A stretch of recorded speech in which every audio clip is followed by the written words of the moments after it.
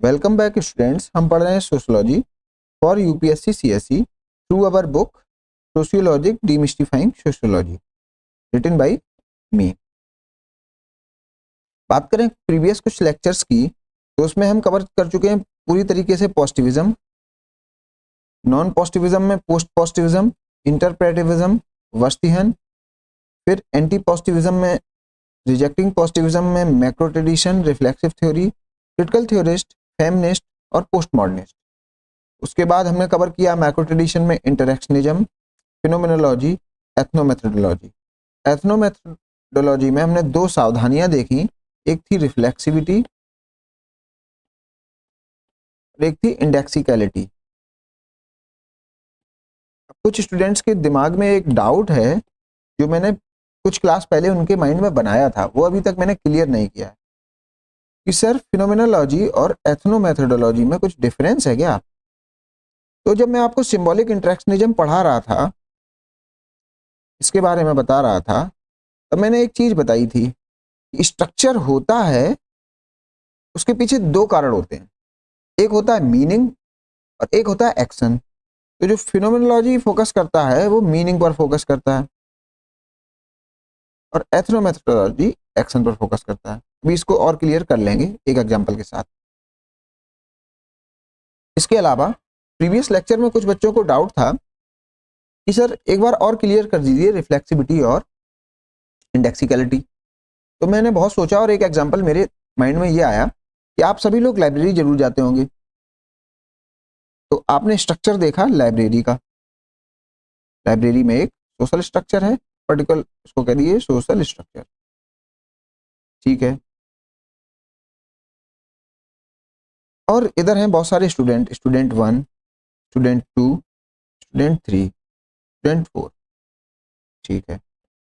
Student 1 library को देखता है एक पढ़ने की जगह, मतलब उसका जो क्लासिफिकेशन करने का तरीका है लाइब्रेरी का वो है पढ़ने की जगह, ठीक है। तो इसलिए वह क्या करता है, वहां रहता है साइलेंट, ठीक है। ये होता है इसका एक्ट, ठीक है। ये होता है इसका एक्सपीरियंस।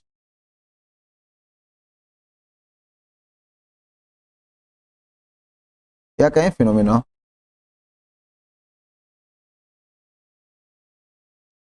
और ये एक कॉमन मैन है, मैंने आपको बता ही दिया कॉमन मैन। और ये इसकी कॉमन सेंसिकल नॉलेज है, कॉमन सेंसिकल नॉलेज है,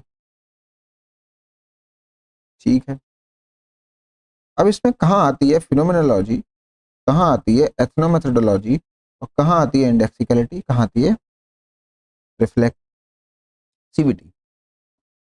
अब देखिए स्टूडेंट 1 की बात करें तो उसने लाइब्रेरी को लाइब्रेरी समझा, तभी लाइब्रेरी लाइब्रेरी रह पाई। अगर वह क्या करता, स्टूडेंट 2 एक और मान लीजिए, एक मैं बस 2 स्टूडेंट का एग्जांपल ही दूंगा, ज्यादा नहीं, में हो जाएगा। स्टूडेंट 2 का केस लीजिए और वह लाइब्रेरी समझता नहीं, वह जानता है ये जगह है मित्रता की, यहाँ पे मित्रता करी जाएगी, ठीक। फ्रेंडशिप पॉइंट देखता है लाइब्रेरी को, अच्छे अच्छे फ्रेंड्स मिलेंगे, उनसे बातचीत करी जाएगी। अगर वो फ्रेंडशिप पॉइंट देखता है तो इसके एक्ट क्या होंगे, ये साइलेंट तो रहेगा नहीं, ये करेगा शोर, शोरगुल, ठीक है। अब दोनों स्टूडेंट्स को आप देखिए, ये भी एक कॉमन मैन है और इसका भी एक कॉमन सेंस है। इसमें सभी टॉपिक आपके क्लियर हो जाएंगे।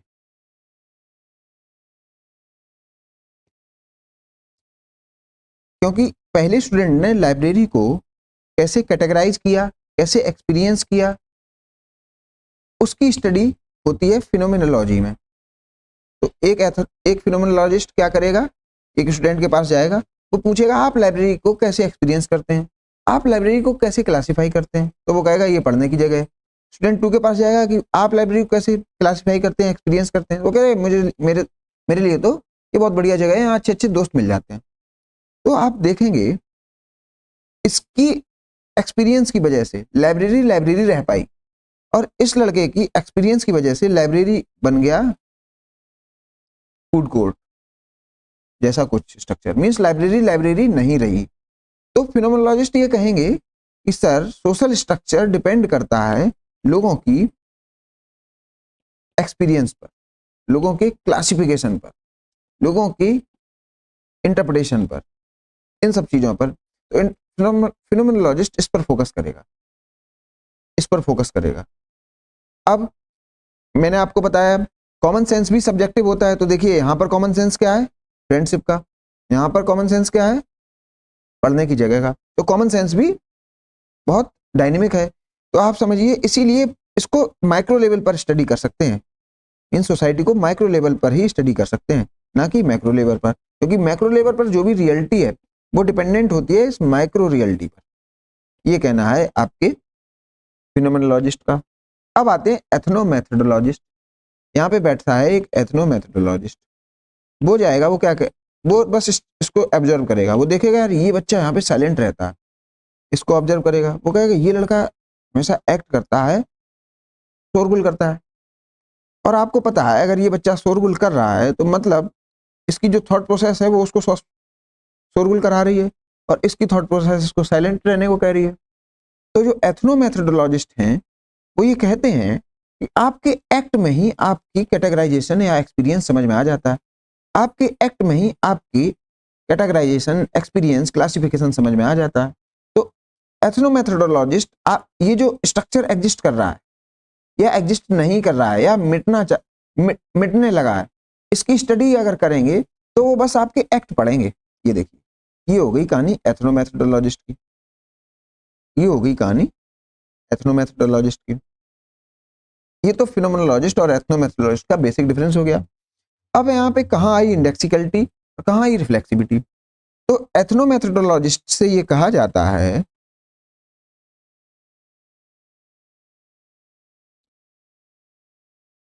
कि आप इस बच्चे की जो स्टडी कर रहे हैं एक्ट की, इसका कंटेक्स्ट भी देखिए, इसकी सोशल सराउंडिंग की भी ध्यान रखिए, ये कहाँ से आ रहा है, इसका क्लास स्ट्रक्चर कैसा है, ठीक, ये किस गांव में रहता है, इसकी फैमिली के लोग कैसे हैं, मींस इसकी सोशल आइडेंटिटी के आधार पर या इसके कंटेक्स्ट के आधार पर ही इसकी स्टडी करिए।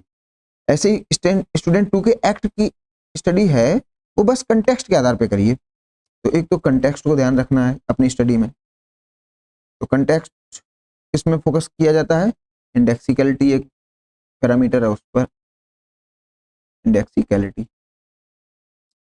ऐसे ही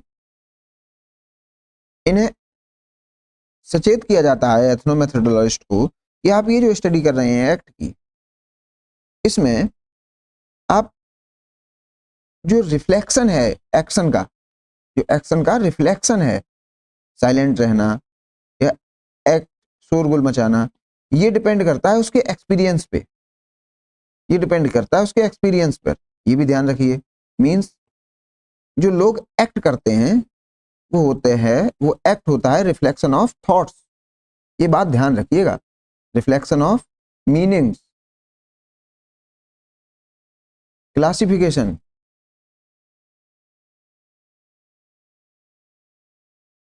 तो इसको कहा जाता है रिफ्लेक्सिविटी इन एथनोमेथोडोलॉजी। तो एथनोमेथोडोलॉजिस्ट को दो चीजों को ध्यान में रखने के लिए कहा जाता है, इंडेक्सिकलिटी और रिफ्लेक्सिविटी। अब जैसे मैंने आपको रिफ्लेक्सिविटी के बारे में बताया तो आप समझ सकते हैं रिफ्लेक्सिविटी से बस ये कहा जाता है एथनोमेथोडोलॉजिस्ट को कि आप उसके फिनोमेना को भी ध्यान में रखिए, उसके फिनोमेना को भूल ना जाएं। आप एक्ट के चक्कर में लगे रहें, कंटेक्स्ट के चक्कर में लगे रहें और उसके थॉट को भूल जाएं, आपको फिनोमेना भी ध्यान रखना है। मींस एथनोमेथोडोलॉजिस्ट से ये कहा जाता है कि आप फिनोमेनोलॉजी को भूलें ना, क्योंकि आप तो उसी के बेसिस पर सब कुछ डिराइव करते हैं, फिनोमेनोलॉजी को भूलें ना। तो ये तो कहानी हो गई इन सभी कीवर्ड्स की। अब कुछ स्टूडेंट्स ने मुझसे ये डाउट पूछा था कि सर इसको सिंबॉलिक इंटरेक्शनिज्म से भी आप रिलेट करा दीजिए, तो मैं रिलेट कराता हूँ। सिंबॉलिक इंटरेक्शनिस्ट भी यही कहते हैं कि स्ट्रक्चर है क्योंकि लोगों के इंटरेक्शन है तो वह फोकस ले जाते हैं इंटरेक्शंस पे। तो अगर लाइब्रेरी में इंटरेक्शन ज़्यादा होने लगेगा, लाइब्रेरी को एक शांत जगह की तरीके से सिंबलाइज नहीं करा जाएगा, तो लाइब्रेरी लाइब्रेरी नहीं रह जाएगी। मीन्स लोगों का जो इंटरेक्शन है और उसका सिंबलाइजेशन है, उससे इसका एग्जिस्टेंस डिपेंड करता है। तो ये हो गया symbolic interactionist analysis of common man and social structure of library. अब इस 10 मिनट के टॉपिक से आपको पूरा क्लियर हो गया होगा कि क्या कंटेक्स्ट है, क्या एक्ट है, क्या इंडेक्सिकलिटी है, क्या रिफ्लेक्सिविटी है, और रिफ्लेक्सिविटी में भी कहाँ फिनोमिनोलॉजी ड्राइव हो जाती है। मीन्स एथनोमेथोडोलॉजी में ऑटोमेटिकली फिनोमिनोलॉजी आ ही जाती है, क्योंकि लोगों के जो एक्ट हैं वो तो उनकी सोच पर ही आधारित होते हैं। ये रहा पूरी थ्योरी की समरी, जो अभी तक हम प्रीवियस 5 या 7 लेक्चर में पढ़े। अब बात करते हैं कंपैरिजन बिटवीन फिनोमिनोलॉजी एंड एथनोमेथोडोलॉजी। मैं इस एग्जांपल से आपको बता दिया हूं, बस आपको बस रीड करना है। फिनोमिनोलॉजी जो है ये स्टैंड फोकस करता है साइकोलॉजिकल ओरिएंटेशन, फीलिंग, टेस्ट और स्मेल। मीन्स आपकी जो क्लासिफिकेशन करने का तरीका है, आपका जो एक्सपीरियंस है, उसकी स्टडी करता है, ना कि एक्ट। आप मर्डर को मर्डर क्यों कह रहे हैं, या अगर मर्डर हुआ है तो उसको आप सुसाइड क्यों कह रहे हैं? क्योंकि अगर आप मर्डर को सुसाइड कहने लगेंगे तो मर्डर मर्डर नहीं रहेगा, सुसाइड बन जाएगा। Means social reality of murder depends upon your experience और मेथड ऑफ क्लासिफिकेशन। ये कहानी है फिनोमिनोलॉजी की।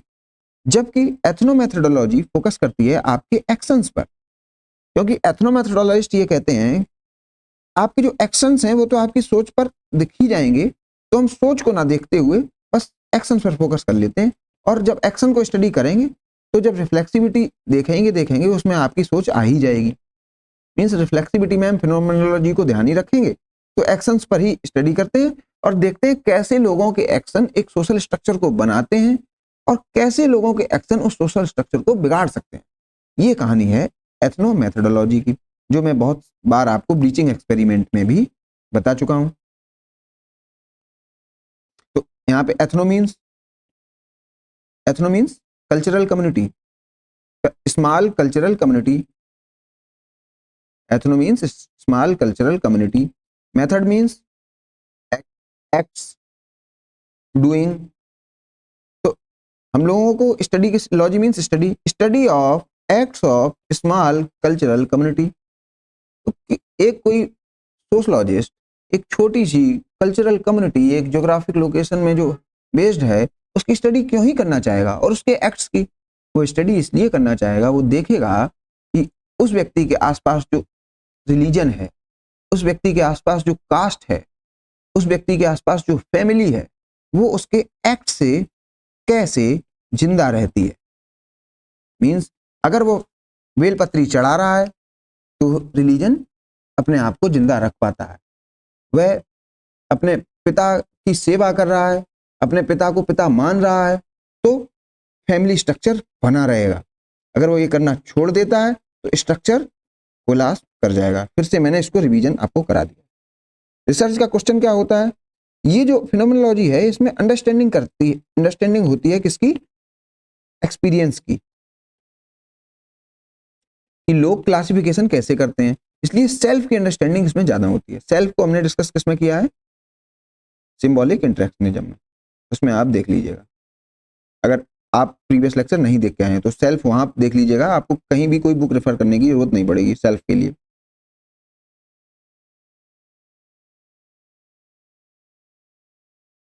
लेवल ऑफ एनालिसिस, तो यहाँ पर मेनली हम एक इंडिविजुअल की सोच को स्टडी करते हैं, वो चीजों को कैसे क्लासिफाई करता है, एक्सपीरियंस करता है, ये इंडिविजुअल बेसिस पर देखते हैं। जबकि यहाँ पर भी हम इंडिविजुअल के एक्शंस को पढ़ते हैं, लेकिन एक कल्चरल कंटेक्स्ट में। मींस हम एक सोशल एथनिक ग्रुप की स्टडी कर सकते हैं, उसमें आने वाले एक पर्टिकुलर इंडिविजुअल की भी स्टडी कर सकते हैं। तो इसमें भी करते तो इंडिविजुअल की हैं, लेकिन उसका कंटेक्स्ट देखने के लिए हमें एक एथनिक ग्रुप को भी देखना पड़ता है।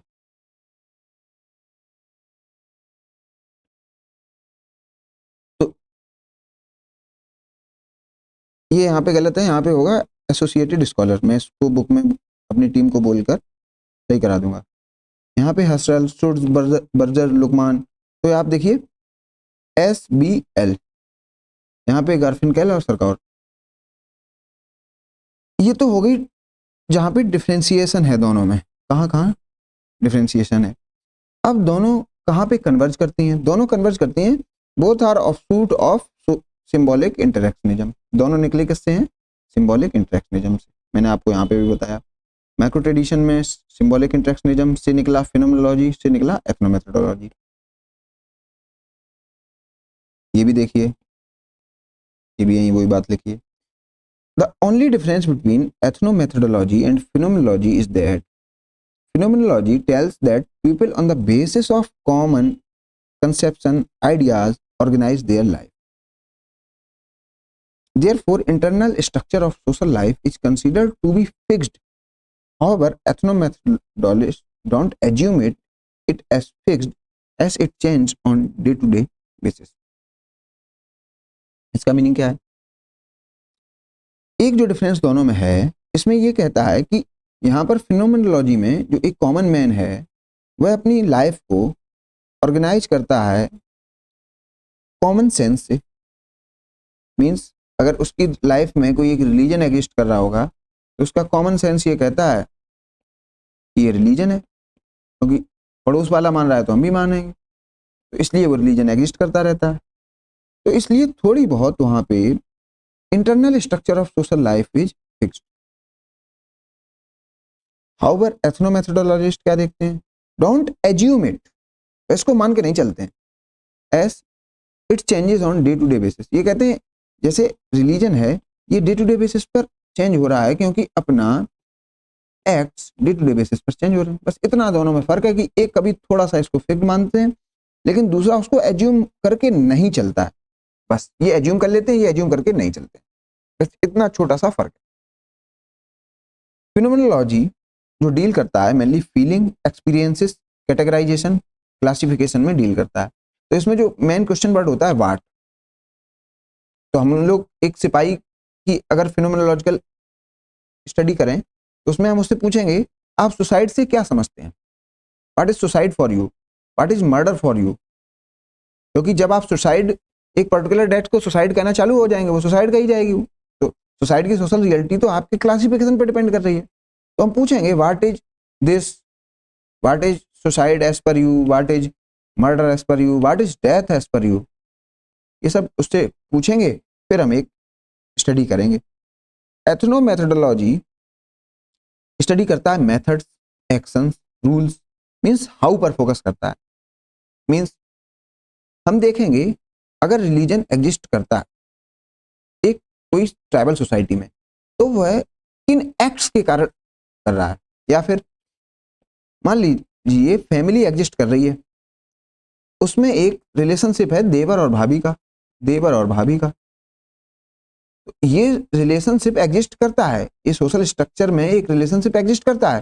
तो इनके ऐसे कौन से एक्ट्स होते हैं जिसके कारण ये कंटिन्यू करता है? जैसे कि यहाँ पर मजाक होता है, ठीक, कुछ मजाक के सिंबल्स यूज किए जाते हैं, और इसका एग्जाम्पल मैं पहले भी दे चुका हूँ। While phenomenology focuses on the internal meanings and typification, फिर क्वेश्चन ये मेन कीवर्ड है टिपिफिकेशन और क्लासिफिकेशन। मींस आपने अपने दिमाग में किसी डेथ को मर्डर क्यों कहा और किसी डेथ को सुसाइड क्यों कहा। जैसे लाइक द टोमेटो एग्जांपल, जो हमने पहले बताया था कि आपने एक देखा लाल रंग का एक पल्पी मटेरियल जो राउंड शेप का है, उसको आपने टोमेटो कह दिया। तो टोमेटो किस बेसिस पर कह दिया? क्योंकि आपने उसकी नॉन पॉजिटिविस्टिक एनालिसिस करी। आपको इसको लैब में नहीं ले गए, तो लैब में नहीं ले गए आपने, क्योंकि आपके दिमाग में एक उसका टिपिफिकेशन है कि लाल है, गोल है यार, तो टोमेटो ही होगा। और आपने वो क्यों किया? आपकी कॉमन सेंसिकल नॉलेज के बेसिस पर, क्योंकि आपने कुछ उसकी सोशल रियलिटी, उसका स्ट्रक्चर फिक्स्ड मान रखा था। आपने कहा था क्योंकि टमाटो हमेशा ऐसा रहा इसलिए ये टोमेटो ही होगा। ये मैं एग्जाम्पल आपको पहले दे चुका था। तो आप ये समझ गए फिक्स का मीनिंग यहाँ पे क्या है। Ethnomethodology shifts the focus toward the external practical methods people use to display that they are making sense of the world. तो इसमें क्या है, लोगों के एक्ट स्टडी करे जाते हैं, प्रैक्टिकल मेथड स्टडी करे जाते हैं। लाइन अगर लगी है तो लोग क्यों लाइन लगा रहे हैं, या लाइन जब टूट जाती है, लोग एक व्यक्ति लाइन से हट जाता है तो लाइन क्यों हट जाती है, तो लोगों के एक्ट हम स्टडी करते हैं। Harold Garfinkel, the founder of ethnomethodology, argued that social order is not something we know through common sense, but something we do through continuous observable action। ये फर्क है, यहाँ पे नो है, तो वहां पे फिनोमेनोलॉजी में नो है और यहाँ पे डू है। लेकिन ऑल्दो नो और डू आपस में कोरिलेशन रखते हैं, और क्योंकि नो से ही डू गाइड होता है, अगर हम जो जानेंगे उसी आधार पर कुछ करेंगे, इसीलिए फिनोमेनोलॉजी को कहा जाता है, फिनोमेनोलॉजी का ऑफशूट है एथनोमेथोडोलॉजी। आप पढ़े होंगे ये बात। To an ethnomethodologist the internal structure of social life is never truly fixed, जैसे हमने पहले बताया। इट इज फ्रेजाइल, ये कह रहे हैं इंटरनल स्ट्रक्चर बहुत फ्रेजाइल होता है। लाइन लगी है और लाइन टूटी है, लाइन हट गई, इसमें बस एक एक्ट चाहिए, एक व्यक्ति लाइन तोड़ दे, लाइन हट जाएगी।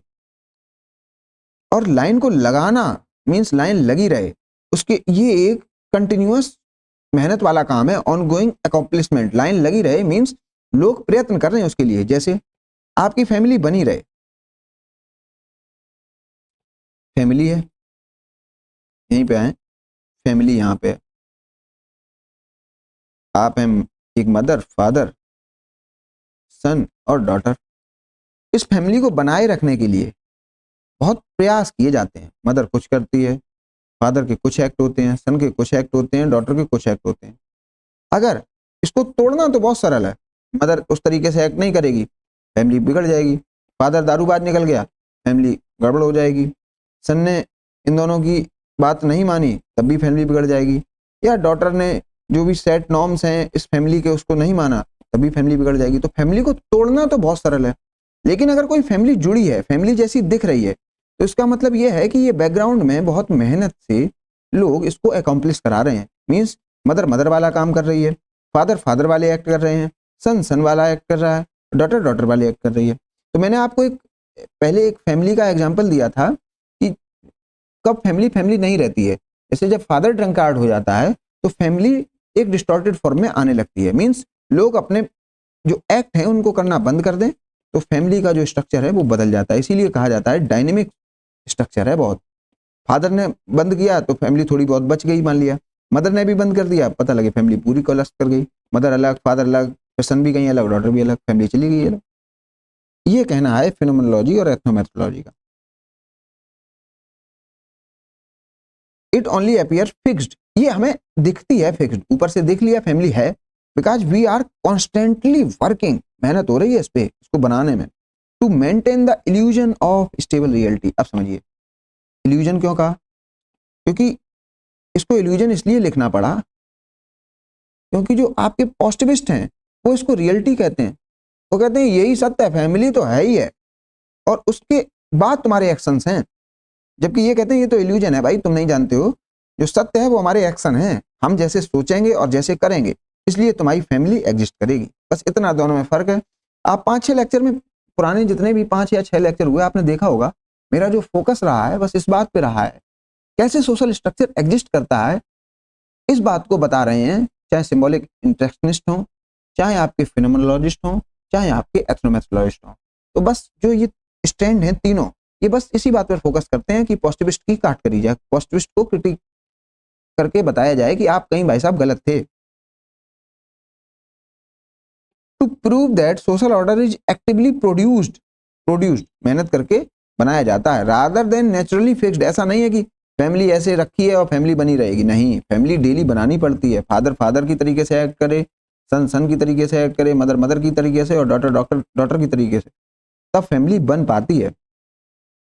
एथनोमेथोडोलॉजिस्ट यूटिलाइज ब्रीचिंग एक्सपेरिमेंट। अगर इसको क्रॉस चेक करना है, ये जो मैंने बात कही, इसको अगर आपको क्रॉस चेक करना है, आप कहें कि सर आप गलत करें, फैमिली एग्जिस्ट करती है और मदर फादर सन और डॉटर के एक्शंस इस पर डिपेंडेंट होते हैं, तो मैं आपसे कहूंगा बेटा ऐसा करो, आप मदर से कहो वो मदर वाले काम ना करें।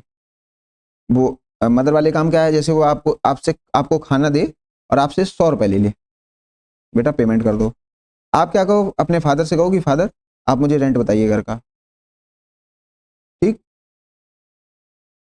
और सन और डॉटर मान लिया ये जो हैं भाई बहन, ये भाई बहन की तरीके से एक्ट ना करें, ये दोनों एक अजनबी एक तरीके से एक्ट करें, लड़ाई झगड़े होते रहें बहुत ज़्यादा, ये सब चीज़ें, या जैसे स्टूडेंट्स एक्ट करते हैं वैसे करने लगें, तो ये एक दूसरे को रिकग्नाइज ना करें, मदर फादर एक दूसरे को रिकग्नाइज ना करें, ये एक दूसरे से ऐसे ही कॉमर्शियल टर्म में बातचीत करें, ये आप, और जो एग्जिस्टिंग एक्शंस थे उनको ब्रीच मीन्स आपने कर दिया, आप नए काम करने लगे, तो आप देखेंगे इन ब्रीचिंग एक्शंस के कारण ये जो फैमिली कहीं एग्जिस्ट करती हुई दिखती थी, ये सब खत्म हो जाएगी। आप चारों फैमिली मेंबर्स कहोगे यार अब परिवार में वैसा नहीं रहा जैसा परिवार था, और थोड़े दिन बाद आप ये कहेंगे परिवार है ही नहीं हमारा, हम कुछ परिवार की बात छोड़ो, ये कुछ भी नहीं है, ये सब तमाशा। इसलिए पता लगता है कि जो परिवार था वो वास्तव में इल्यूजन था। इल्यूजन क्यों था? क्योंकि ये लोग इसको बनाए थे और कुछ भी नहीं। बस यही कहानी है आपकी एथनोमेथोडोलॉजी की। To prove that social order is actively produced rather than naturally fixed, ethnomethodologists utilize breaching experiment. In these studies, researchers intentionally violate simple common sense rule. तो simple common sense rule कैसे violate करते हैं कि सन mother और father को सम्मान ना दे, ठीक, मदर सन को पैसे में रोटी दे, रुपया ले आओ 10 और रोटी ले जाओ। तो हमने जानबूझकर वायलेट किया, तो हमने देखा ये फैमिली खत्म हो जाएगी। Such as bargaining for the price of groceries at supermarket or acting like a polite boarder in one's own childhood home। मतलब अपने आप पिताजी से कहेंगे आप पैसे बताइए और किराया बताइए, हम इसमें घर में देंगे, तो आप देखेंगे आपकी फैमिली कहीं ना कहीं बिगड़ती हुई दिख जाएगी।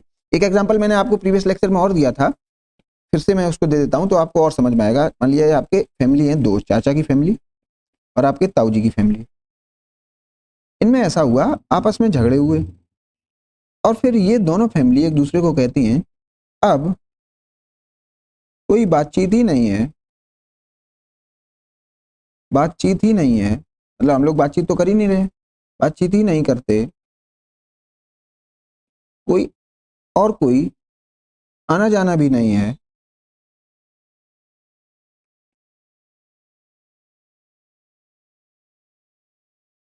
तो फिर किस बात का परिवार?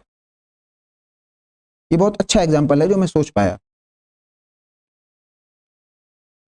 दोनों फैमिली ये एक दूसरे से कहेंगी, तो आप समझिए जो सोशलॉजिस्ट है वो इसमें क्या ऑब्जर्व करेगा, वो ये कहेगा ये एक परिवार था जो बस डिपेंडेंट था किस पर? बातचीत पर और कुछ आने जाने पर, मीन्स कुछ एक्ट्स पर, एक्ट्स और इंटरैक्शन, और ये आपका हो गया सोशल स्ट्रक्चर। इन दो इंडिविजुअल फैमिली के लिए सोशल स्ट्रक्चर टूट गया, इनके लिए परिवार जैसी चीज नहीं रह गई। These breaches reveal that we call social structure is actually a set of unspoken methods, hence ethnomethodology that we use to keep interaction moving। इसीलिए इसको देखिए मैंने इसको क्यों ऐसे बोला, ethno means cultural community, method means जो कहीं लिखे नहीं है, based on phenomena, logy means study. तो ये ब्रीच एक्सपेरिमेंट रिवील करता है कि जो सोशल स्ट्रक्चर है वह बना हुआ है अनस्पोकन मेथड्स के कारण, मीन्स जो मेथड्स जो एक्टिविटी कहीं लिखी नहीं गई है, जो आदमी उस स्ट्रक्चर को जिंदा रखने के लिए दिन ब दिन करता रहता है। While a phenomenologist might ask what a home means to a person, वह पूछेगा कि आपके लिए होम क्या है? An ethnomethodologist asks how that person behaves and speaks to perform the role of a family member. Therefore, the structure is not a solid foundation. It is more like a movie being projected in real time. It only exists as long as the projector, our behavior, keeps running. देखिए ये क्या कह रहा है? ये कह रहा है आप जो पॉजिटिविस्ट लोग हैं वो सोशल स्ट्रक्चर को हमेशा ऐसा मानते हैं ये एक ब्रिक वर्क टाइप का है जो हमेशा एग्जिस्ट करता है, ठीक, इसकी जो फाउंडेशन है इसको इतना मजबूत मानते हैं कि इससे ही सब कुछ एक्शंस वगैरह निकलते हैं, ये कहना है पॉजिटिविस्ट का। लेकिन नॉन पॉजिटिविस्ट कहते हैं ये ऐसा कुछ भी नहीं है, ये एक प्रकार से एक प्रोजेक्टर की तरीके से है, यहाँ पे आप जैसे मूवी प्रोजेक्ट करते हैं, तो यहाँ पे प्रोजेक्टर लगा हुआ है लेंस पर, तो प्रोजेक्ट करता रहता है और एक मूवी चलती रहती है, और वो मूवी एक सोशल स्ट्रक्चर की तरीके से है। जिस दिन ये प्रोजेक्टर हट जाता है तो ये मूवी बंद हो जाती है, ये मूवी बंद हो जाती है। ऐसे ही ये जो प्रोजेक्टर है ये है लोगों के एक्शंस। अगर ये एक्शंस करना बंद कर दें तो ये मूवी खत्म हो जाएगी, ये सोशल स्ट्रक्चर हट जाएगा। ये कहना है इस सेंटेंस का। जाति व्यवस्था तभी तक है जब तक आम आदमी इसको मानना चाहता है, ना कि सोशल स्ट्रक्चर जैसा कुछ परमानेंट चीज है। ये मैंने हिंदी में इसीलिए लिख दिया कि जो बच्चे होते हैं वो इसका मीनिंग कभी समझ ही नहीं पाते हैं। अगर इंग्लिश टेक्स्ट से वो समझना चाहेंगे तो वो समझ नहीं पाते हैं, और अपने आगे जो प्रोफेसर होते हैं वो उनको समझाना चाहते नहीं है, या उन्हें खुद ही नहीं आता है। इसलिए बच्चे इन सभी टॉपिक्स में बड़ा कंफ्यूज रहते हैं। मैंने अपनी बुक में बस यही किया है, जो बहुत कठिन टॉपिक हैं, जो बच्चों को या तो समझ में नहीं आते हैं या उसको अलग तरीके से समझ लेते हैं, मैंने उनको बस आम भाषा में हिंदी में लिख दिया है। और जो बहुत इंपॉर्टेंट वर्ड्स हैं, जैसे यहाँ पे स्ट्रक्चर एक इंपॉर्टेंट वर्ड था जिसका कोरिलेशन है मेथड के साथ, तो देखिए मैंने उसको सेम कलर में हाईलाइट कर रखा है या बोल्ड कर रखा है।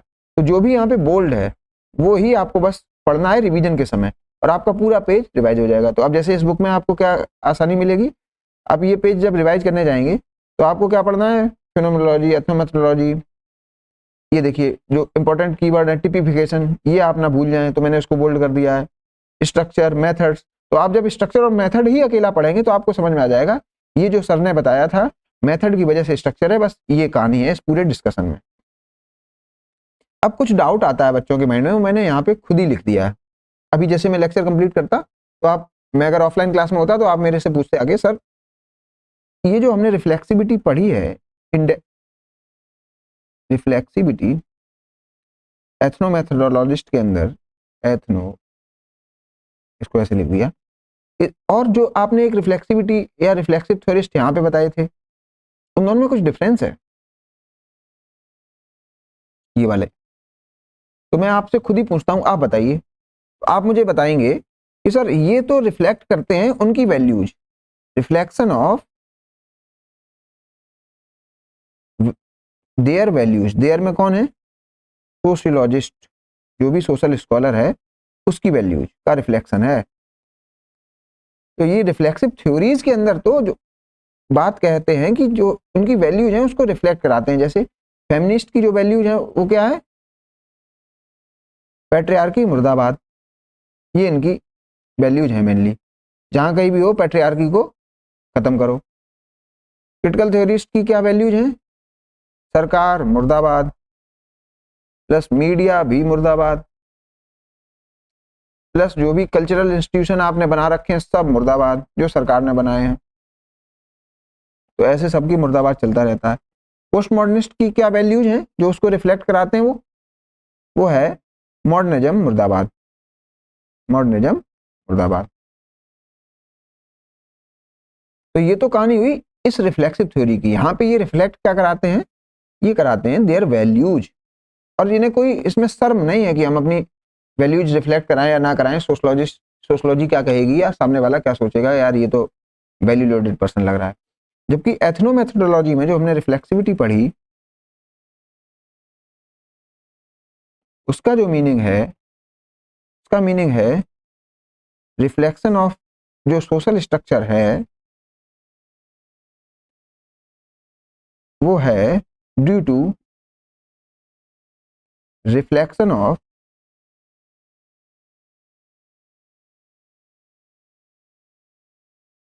Actions of common people. अब समझिए दोनों में डिफरेंस, यहाँ पे एक्शन का रिफ्लेक्शन है और वहां पे वैल्यूज का रिफ्लेक्शन है। ये देखिए मैंने एक्शंस और रिफ्लेक्शन, और ये किसके एक्शन का रिफ्लेक्शन है, कॉमन पीपल का। ये दोनों में डिफरेंस है, तो आप कभी भी दोनों को मर्ज ना करिएगा। जब कभी भी आपसे रिफ्लेक्सिविटी का क्वेश्चन डायरेक्ट आए तो आप ये समझ लीजिएगा वो एथनोमेथोडोलॉजी के बारे में पूछ रहा है वो कुछ, लेकिन आपको कहीं ना कहीं आपको पता लग जाएगा कि ये इस टॉपिक में आ रहा है या आपसे ये तीनों पूछे जा रहे हैं। क्वेश्चन ऐसे फ्रेम होगा कि आप क्लियरली डिस्टिंग्विश कर पाएंगे दोनों के बीच। तो इसको मैंने यहाँ पे लिख रखा है रिफ्लेक्सिव सोशलॉजिस्ट या रिफ्लेक्सिव सोशलॉजी क्या होती है। चलिए देखते हैं। रिफ्लेक्सिव सोशलॉजिस्ट वर्सेस रिफ्लेक्सिविटी, इसको लिख दीजिए अपनी बुक में, रिफ्लेक्सिविटी इन एथनोमेथोडोलॉजी, ऐसे लिखिए, नहीं तो आपको कंफ्यूजन रहेगा हमेशा। अब हम रिफ्लेक्सिव सोशलॉजी या रिफ्लेक्सिविटी की बात करते हैं। क्या है रिफ्लेक्सिविटी इन सोशलॉजी? मींस इसकी बात कर रहे हैं, refers to the idea that sociologists should be aware of and critically reflect on their own position, biases and assumption in the research process. Means इसमें बताई गई है कि जो सोशलॉजिस्ट है वो अवेयर होना चाहिए अपनी वैल्यूज के बारे में, नारी समाज जिंदाबाद, पैट्रियार्की मुर्दाबाद, इस टाइप की वैल्यूज कि वो रिफ्लेक्ट करे खुद की पोजीशन। मीन्स वह नारीवादी है, ब्राह्मणवादी है, ब्राह्मणवादी है, ये सब चीजें अपनी वैल्यू रिफ्लेक्ट कर दे, तब अपने टेक्स्ट को लिखे और लोगों को भी बता दे। ये reflexive sociologist recognises the potential influence of their own background. अपना बैकग्राउंड, अगर मान लिया फेमिनिस्ट है तो वो बता देगी कि भैया मैं लिखने वाली हूं, तो आप समझ लीजिए यहाँ पे पैट्रियार्की मुर्दाबाद होगी, ये आप समझ के चलिए ही चलिए। And social position on the research they conduct and the interpretation they make.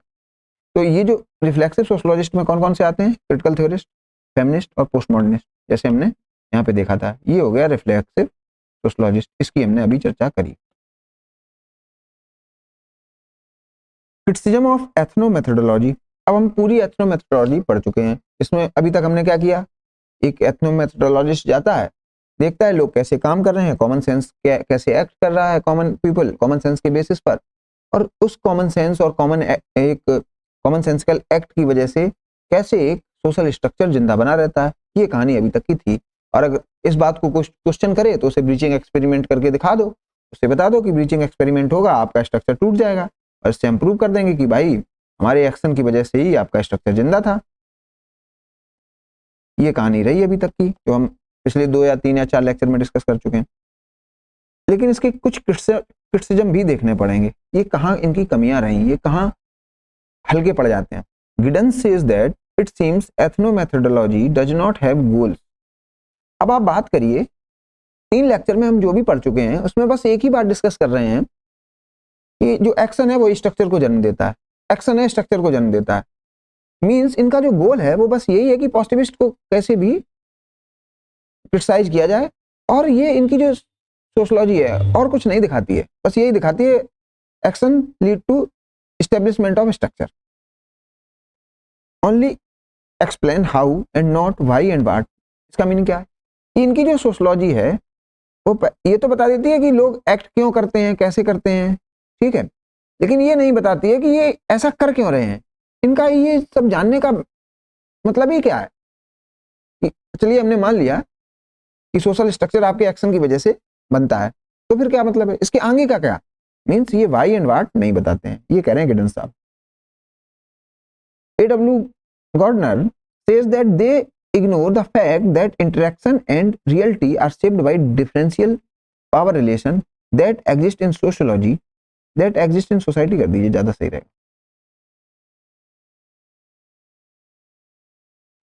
इसका क्या मतलब है? इसका मतलब ये है कि ये पावर रिलेशंस को अपनी थ्योरी में नहीं लेते हैं, रिकॉग्नाइज नहीं करते अपनी थ्योरी में। कैसे? एथनोमेथोडोलॉजिस्ट ये तो स्टडी करेगा कि जज और वकील का इंटरेक्शन किस आधार पर हो रहा है। मींस अगर जज और वकील किस तरीके से इंटरेक्ट कर रहे हैं जिससे वो स्ट्रक्चर बना जा रहा है, बनता है, ये तो स्टडी करेगा। लेकिन ये स्टडी नहीं करेगा अमीर वकील और गरीब वकील के जो इंटरेक्शन है वो कैसे है। मींस उसमें क्लास नहीं देखेगा, वकील तो देख लेगा, वकील का इंटरेक्शन देख लेगा, लेकिन वकील के ऊपर जो सोशल कंडीशंस हैं वकील की, एक सोशल आइडेंटिटी है इसकी, उसको स्टडी नहीं करता है कि उसका इन्फ्लुएंस इन पर क्या पड़ता है। वो बस एक्ट एक्ट एक्ट में पड़ा रहता है, या इंटरेक्शन इंटरेक्शन इंटरेक्शन में पड़ा रहता है। जैसे कि ए जज has more power than defendant and a wealthy lawyer has more power than a public defender. आप जानते ही हैं। तो ये जो पावर वाली कहानी है, जो पैसे से आती है या पोजीशन से आती है, इन सब चीज़ों को कहीं भी स्टडी नहीं करते हैं आपके एथनो मेथोडोलॉजिस्ट। तो हमने इनके क्रिटिक भी देख लिए, इसको सही तरीके से समझ भी लिया है। अब नेक्स्ट लेक्चर में हम अपना बेस तैयार करेंगे किस बात का। अब जो आने वाला चैप्टर है वो है फैक्ट, वैल्यू एंड ऑब्जेक्टिविटी। बस यही एक सब टॉपिक बचा हुआ है, ये कवर करेंगे। और इसका जो बैकग्राउंड होगा हम बताएंगे कैसे पॉजिटिविस्ट जो रिसर्च है, सोशल रिसर्च है, उसमें प्रॉब्लम्स हैं डेटा क्वांटिफिकेशन में, प्रॉब्लम्स ऑफ डेटा क्वांटिफिकेशन, इसको स्टडी करेंगे। और इसके कंटेक्स्ट में फिर स्टडी करेंगे फैक्ट, वैल्यू एंड ऑब्जेक्टिविटी। चलिए नेक्स्ट लेक्चर का अभी बस थोड़ा बहुत देख लेते हैं हम कौन कौन सी हेडिंग स्टडी करने वाले हैं, फिर नेक्स्ट लेक्चर में इसको कवर करेंगे। सबसे पहले हम देखेंगे problems related with sociological experimentation. जो भी पॉजिटिविस्ट रिसर्च है उसमें दिक्कतें क्या हैं, साइंटिफिक मेथड्स की दिक्कतें क्या हैं, हाथॉर्न इफेक्ट पढ़ेंगे। और क्या पढ़ेंगे अगले लेक्चर में, एक हमने बांदुरा बोबोडॉल एक्सपेरिमेंट देखा था, उसको देखेंगे, ये बोबोडॉल होती है।